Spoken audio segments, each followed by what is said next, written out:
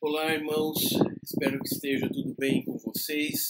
Estamos nós aqui novamente em uma transmissão digital para que não deixemos de adorar ao nosso Deus e também aprendermos e recebermos os ensinamentos da sua palavra que confortam e dão direção ao nosso coração e à nossa vida. Vamos começar com uma palavra de oração? Bondoso e eterno Deus, te agradecemos por tudo que o Senhor tem feito, pelo cuidado para conosco, inclusive por esses instrumentos de tecnologia que nos permitem falar da tua palavra, continuar a nossa missão de proclamação e também juntos, ainda que fisicamente distantes, mas unidos pelo Espírito, possamos como igreja te adorar. Abre o nosso coração, abre o nosso entendimento para conhecermos mais das tuas verdades. É o que nós te pedimos em nome de Jesus. Amém. Antes de nós passarmos para a leitura propriamente do sermão, eu gostaria de utilizar a leitura do chamado à adoração, que é do Salmo 104, 33 a 34. Cantarei ao Senhor enquanto eu viver. Cantarei louvores ao meu Deus durante a minha vida. Seja-lhe agradável a minha meditação, eu me alegrarei no Senhor. É com esse objetivo, é com essa intenção no coração que nós nos aproximamos da palavra de Deus para receber o seu ensinamento. E agora à noite, nós vamos continuar lá, em 1 Tessalonicenses. Nós vamos para o capítulo 2, versículos de 1 a 12. 1 Tessalonicenses 2, de 1 a 12, que nos diz assim: Porque vós, irmãos, sabeis pessoalmente que a nossa estada entre vós não se tornou infrutífera, mas apesar de maltratados e ultrajados em Filipos, como é do vosso conhecimento, tivemos ousada confiança em nosso Deus, para vos anunciar o Evangelho de Deus em meio a muita luta. Pois a nossa exortação não procede de engano, nem de impureza, nem se baseia em dolo. Pelo contrário, visto que fomos aprovados por Deus, a ponto de nos confiar Ele, o Evangelho, assim falamos, não para que agrademos a homens, e sim a Deus, que prova o nosso coração. A verdade é que nunca usamos de linguagem de bajulação, como sabeis, nem de intuitos gananciosos. Disto Deus é testemunha. Também jamais andamos buscando glória de homens, nem de vós, nem de outros. Embora pudéssemos, como enviados de Cristo, exigir de vós a nossa manutenção, todavia nos tornamos carinhosos entre vós, qual ama que acaricia os próprios filhos. Assim, querendo-vos muito, estávamos prontos a oferecer-vos não somente o Evangelho de Deus, mas igualmente a própria vida. Por isso que vos tornastes muito amados de nós. Porque vos recordais, irmãos, do nosso labor e fadiga, e de como noite e dia, labutando para não vivermos à custa de nenhum de vós, vos proclamamos o Evangelho de Deus. Vós e Deus sois testemunhas de modo porque piedosa, justa e irrepreensivelmente procedemos em relação a vós outros, que credes. E sabeis, ainda que de que maneira, como pai a seus filhos, a cada um de vós exortamos, consolamos e admoestamos para viverdes por modo digno de Deus, que vos chama para o seu reino e glória. Vamos orar pedindo orientação ao nosso Deus? Senhor, a tua palavra foi lida. Não sabemos nem sequer quem nos ouve agora nessa nova circunstância, mas onde ela chegar, que ela encontre um terreno próprio para crescer e frutificar. Abre a nossa mente, assim que ouvirmos, abre o nosso coração. Em nome de Jesus. Amém.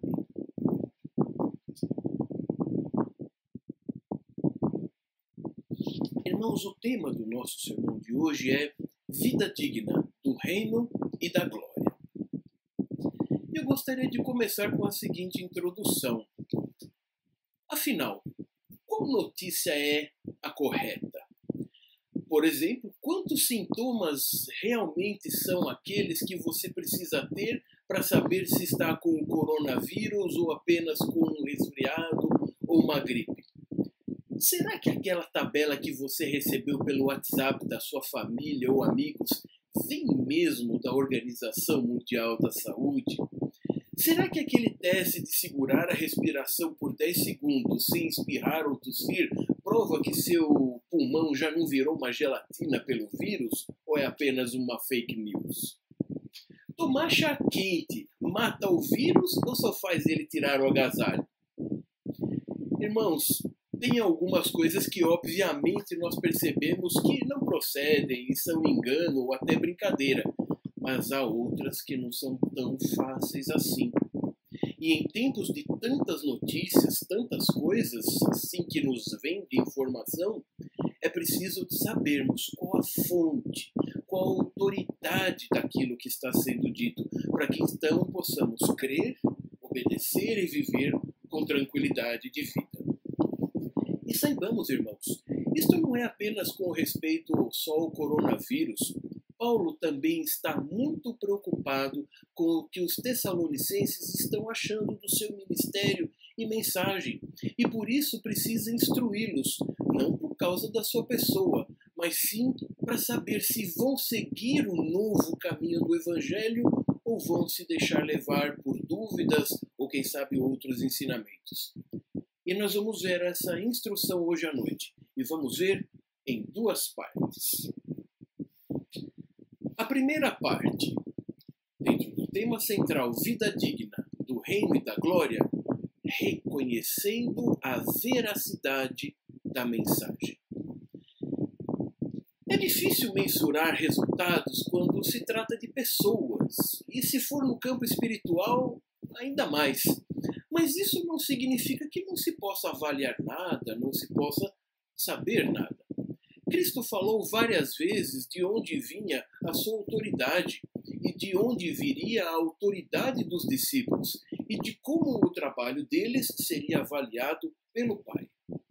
Paulo, apóstolo aos gentios, em plena ação, inicia esse trecho dando elementos para que os tessalonicenses pudessem avaliar o trabalho dele e a sua mensagem. O esforço e o sofrimento de seu discipulado, de seus companheiros, tinham surtido efeito. Ele nos diz assim. Assim como em Isaías 55:11, que nos fala que a palavra de Deus, do Senhor, não voltará vazia, ela vai cumprir o seu objetivo. No caso de Paulo, chamado por Cristo, ele cumpre o seu ministério e a palavra cumpre a sua função. Aliás, o próprio fato de Paulo chamar os tessalonicenses já de irmãos, que antes eram estranhos e desconhecidos dele, e agora se mostram como da família da fé, já são um grande sinal deste primeiro fruto. Como vimos em domingo passado, no capítulo 1, versículo 9, eles já tinham abandonado os ídolos, o que era tremendamente significativo, haja vista que naquela cultura, daquela região, eles estavam totalmente imersos na questão da idolatria, vários deuses e vários ídolos. Não era apenas um aspecto religioso, na verdade era a maneira com que se vivia naquela região. Era difícil até discernir o que era religião e o que era cultura daquela época. Mas então, por que logo depois de uma introdução tão alegre como a do versículo 1, exultante que Paulo faz, agora ele passa a fazer uma espécie de defesa? Bem, o que Paulo está fazendo não é bem uma defesa, porque afinal de contas não há sequer uma acusação, mas faz um esclarecimento importantíssimo que serviria para o fortalecimento da fé daqueles irmãos. O trabalho que Paulo teve não foi fácil, bem diferente dos outros mestres, deixando claro que a oposição ao Evangelho não é impedimento nem para a proclamação, nem para o cumprimento da vontade de Deus. É importante saber que naquela época, além de uma cultura imersa aos ídolos, haviam também os filósofos. E nem sempre os filósofos eram aquelas figuras que nós conhecemos dos filósofos clássicos, que produziram trabalhos escritos e fizeram escola. Não, havia muitos filósofos que na verdade eram apenas mercenários.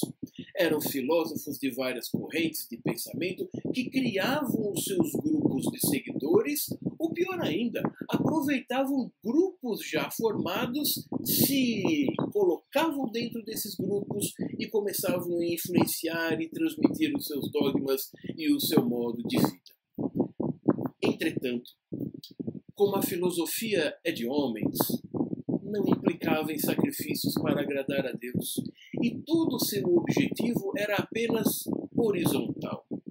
Se tivesse de haver sacrifícios, que fosse da parte dos liderados e não dos líderes.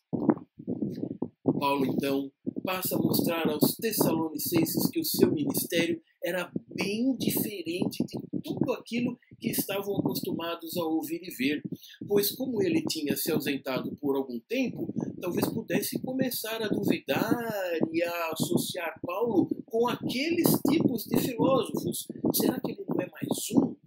Lembre-se, Paulo não ficou ali muito tempo. Isso poderia dar a entender que ele tinha sido apenas mais um dos tantos líderes que já passaram por ali e que ainda continuariam a vir. Paulo não está preocupado consigo, senão ele teria fugido da perseguição. Ele está preocupado em como as pessoas vão diferenciar a sua autoridade e autenticidade para continuarem a crer e a viver segundo os ensinamentos de Cristo. Aliás, podemos pensar em uma época em que tantos falam tantas coisas, quem está falando a verdade? Quem tem autoridade para reconhecer e ter credibilidade? Qual é o critério de avaliação?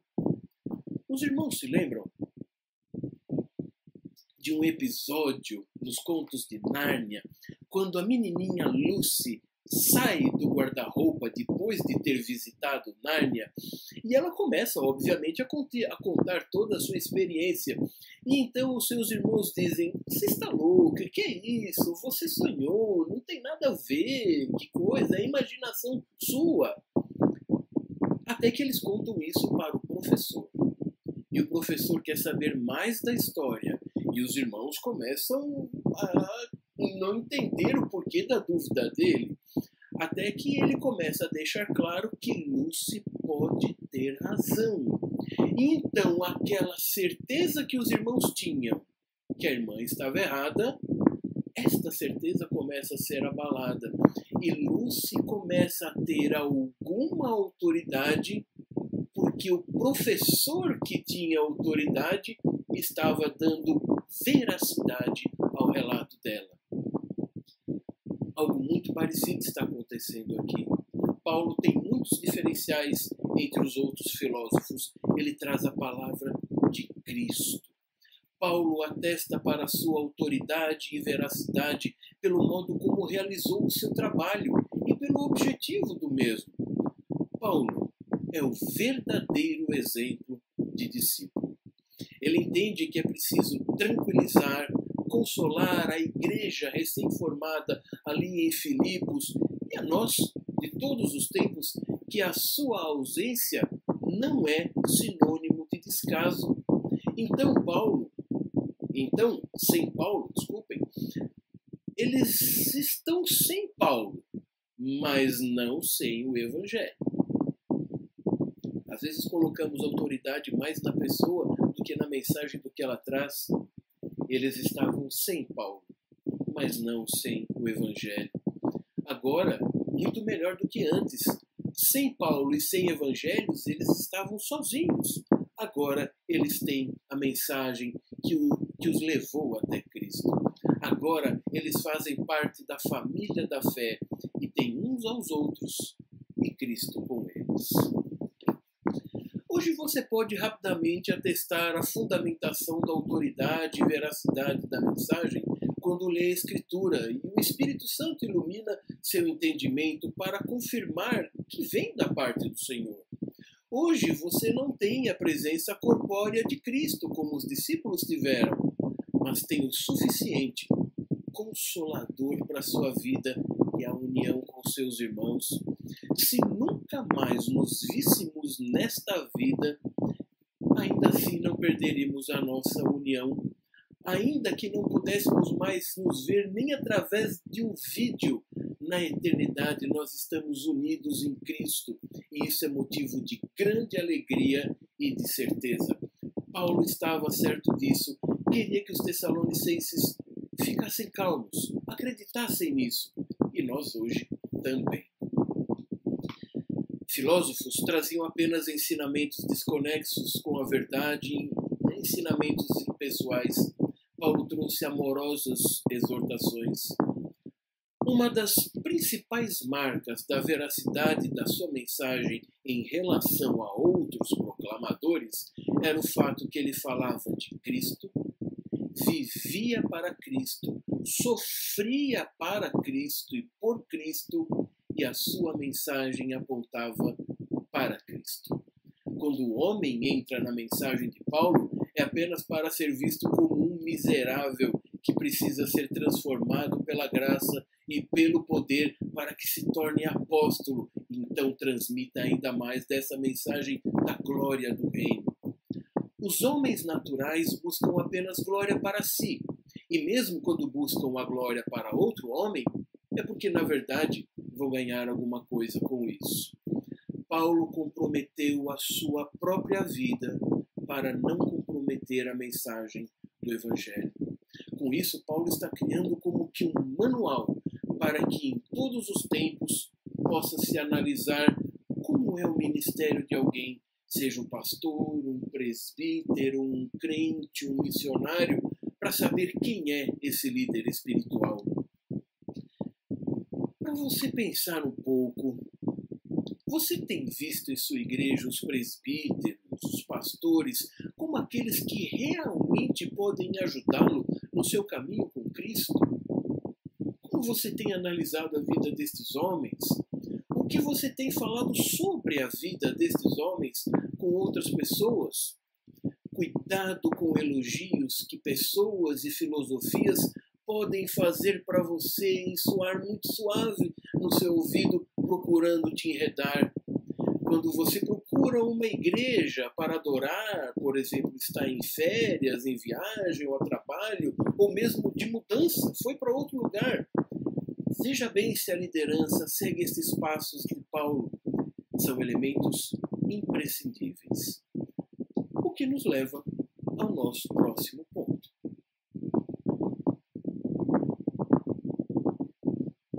O tema principal, vida digna do reino e da glória. Nesta segunda divisão, sendo preparados para o reino. A visão ministerial de Paulo era focada e desprendida, como foi a de Cristo. Tendo todo o direito de receber o sustento por uma vida inteira dedicada à proclamação do Evangelho aos gentios, e agora, neste momento especificamente aos Tessalonicenses, Paulo decide não aceitar esse sustento.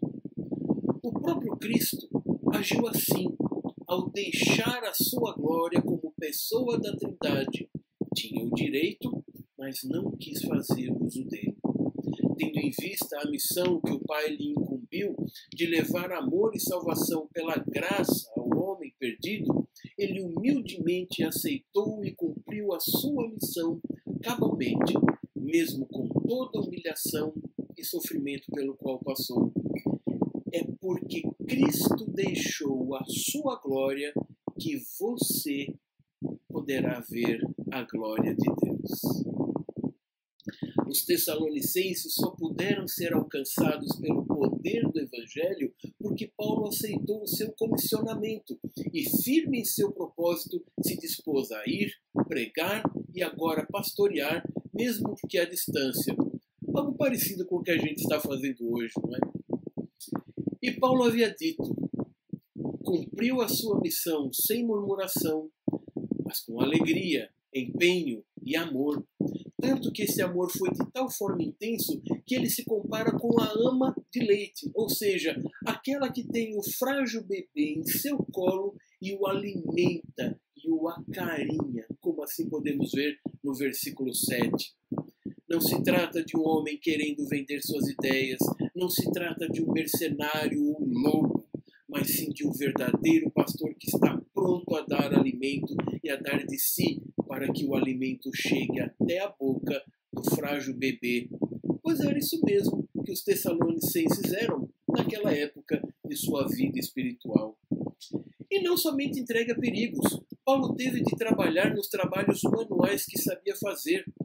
Isso mesmo, um rabino que fazia tendas. Não é muito semelhante a um rei carpinteiro que nós conhecemos? Note, Jesus e seu pai José eram carpinteiros, eles não eram marceneiros. O carpinteiro apenas prepara a madeira para grandes obras. Já o marceneiro está apto a fazer trabalhos mais elaborados com a madeira preparada. Cristo veio da maneira mais humilde, contudo digna, que poderia ser. Ele veio para servir, não para ser servido, pois o seu reino é de outra natureza, bem diferente do reino dos homens. Para os gregos, ali a situação de Tessalônica, somente a classe serviçal e os escravos é que faziam o trabalho manual. Assim, Paulo se coloca em uma classe social sem reconhecimento e sem fácil aceitação. Para os gregos, ele era um desconhecido. Para os judeus daquela região, não seria visto como confiável e de status digno de ser recebido por eles. Paulo só contava com a paternidade celeste e a fraternidade da fé. Por isso, Paulo chama os tessalonicenses à memória do que tanto eles como o próprio Deus eram testemunhas de seu crédito, confiança e reconhecimento, demonstrando piedade, justiça e bom proceder. Tudo isso para que seus novos discípulos e nós hoje também sejamos pessoas com algumas características. É assim que ele está terminando essa sessão. É para que sejamos discípulos que aceitem exortações, o pastoreio de seus líderes espirituais com o coração aberto para reverem suas vidas segundo a Escritura. Discípulos que sejam realmente e unicamente consolados pela palavra de Deus e não por partidarismo de homens ou por presentes que esta vida passageira possa nos dar. Discípulos que sejam ávidos pelas orientações amorosas que a Escritura tem para a vida e que é exposta pelos homens de Deus, falhos, mas chamados para essa obra. Discípulos que vivam de maneira alinhada com o caráter do Supremo Pastor, como ele viveu em relação ao Pai. E assim, nós estejamos nos preparando para a plenitude do reino, que começa aqui, e desfrutemos toda a glória que ainda nos aguarda no porvir. Amados, desistamos das nossas glórias pessoais para a glória de Cristo e do seu reino. Que nós diminuamos para que ele cresça e como novos cidadãos desse reino possamos seguir as ordens do rei para que a glória dele seja vista em nosso viver. Se o rabino fez tendas, o rei do universo foi carpinteiro, por que você, funcionário público, não pode testemunhar? Você, do setor privado, não pode proclamar a palavra de Deus? Você, dona de casa, mesmo ali, talvez sem sair muito, ainda pode falar através dos vários meios que nós temos. Você que está aposentado com algum tempo livre, quanto não pode dedicar para proclamar as maravilhas do reino de Deus? Você jovem na faculdade, criança na escola, todos nós podemos proclamar estas maravilhas. E quanto ao vírus, busquemos informações nos canais competentes. que há de melhor a fazer. Mas quanto ao discipulado, busquemos conhecimento na Escritura, nos homens de Deus e principalmente em Cristo. Assim, você nunca será enganado. Que Deus nos abençoe. Oremos uma vez mais e recebamos a bênção. Ó Pai, te agradecemos por tudo que o Senhor nos dá. Te agradecemos por essa orientação e te rogamos que ela seja clara e vívida no nosso viver. Em nome de Jesus. Amém. E que a graça de Deus, o amor de Cristo revelado na cruz e as consolações do Espírito Santo sejam com todos vós, agora e sempre. Amém. Um abraço, meus irmãos. Até que Deus nos permita nos vermos pessoalmente e nos abraçarmos com total tranquilidade. Deus nos dê uma boa semana.